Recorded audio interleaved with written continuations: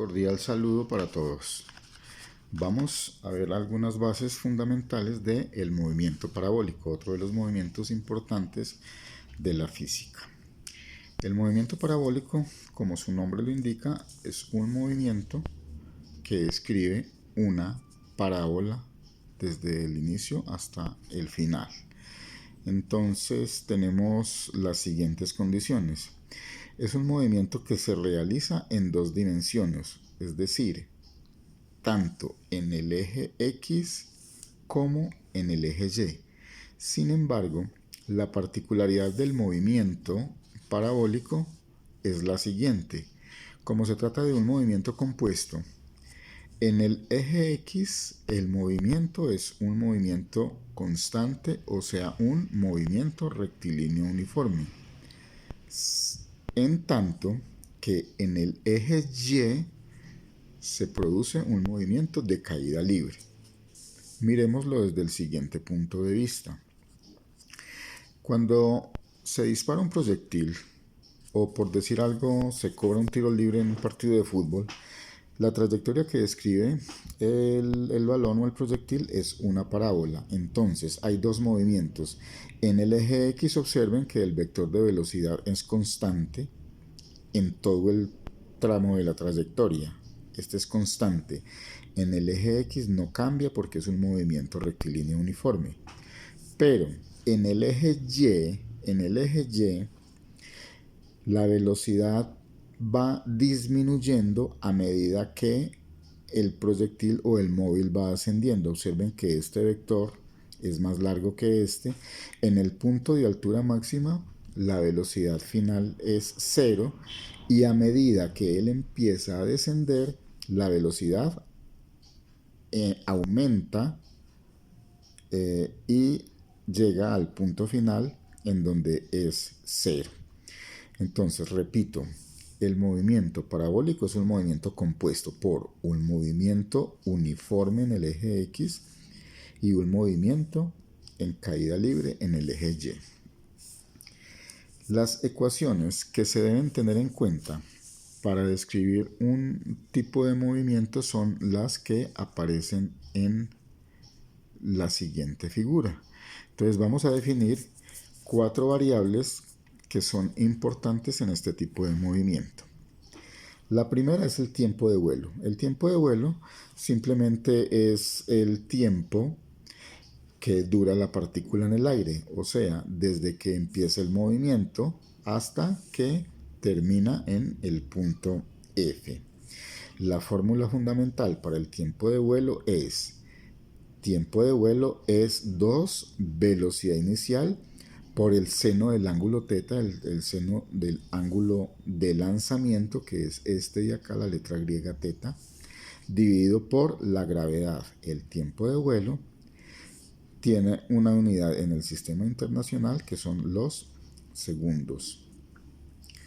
La altura máxima, que es la altura que alcanza el proyectil, en este caso en el punto medio de la trayectoria, la altura máxima está dada por la expresión velocidad inicial al cuadrado por el seno al cuadrado del ángulo θ sobre 2 veces la gravedad. Como es una altura, es una distancia y la unidad es una unidad de longitud, una unidad lineal que es el metro. Cuando el ángulo es de 90 grados, el ángulo θ es 90 grados, se alcanza, el alcance vertical en este caso es máximo. La distancia máxima, que es la que recorre el móvil desde el inicio hasta el final de la trayectoria, esta distancia está dada por la fórmula: distancia máxima es igual a velocidad inicial al cuadrado por el seno de 2 veces el ángulo θ. Ojo, no confundirlo con seno al cuadrado. Este es seno de 2 veces el ángulo de lanzamiento sobre la gravedad. La distancia pues también se da en unidades de metros en el sistema internacional, SI, sistema internacional. Importante comprender que el alcance horizontal es máximo cuando el ángulo es 45 grados. O sea, que cuando yo disparo el proyectil o lanzo un balón con un ángulo de 45 grados, el alcance es máximo. Muy bien. Es importante anotar que estas fórmulas se usan cuando la partícula vuelve al mismo nivel de referencia. Muy bien. Para terminar esta parte, entonces miremos unas fórmulas que se tienen en cuenta cuando el móvil está en cualquier punto de la trayectoria, del movimiento parabólico. Entonces simplemente es la misma figura, pero yo voy a hacer el análisis en un punto cualquiera, aquí sin terminar el movimiento. Entonces, las fórmulas fundamentales, el movimiento sigue siendo el mismo, sigue siendo rectilíneo uniforme en el eje X y sigue siendo caída libre en el eje Y. Entonces, en el movimiento rectilíneo uniforme, pues la única fórmula es distancia es igual a velocidad por tiempo, velocidad en el eje X por tiempo. En la caída libre, estas son las fórmulas que ya vimos en caída libre. Velocidad final en Y es igual a velocidad inicial en Y más o menos gravedad por tiempo.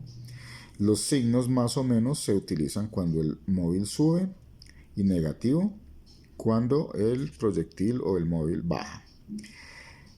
Segunda fórmula, velocidad final al cuadrado de Y es igual a velocidad inicial al cuadrado de Y más o menos 2 veces gravedad por altura.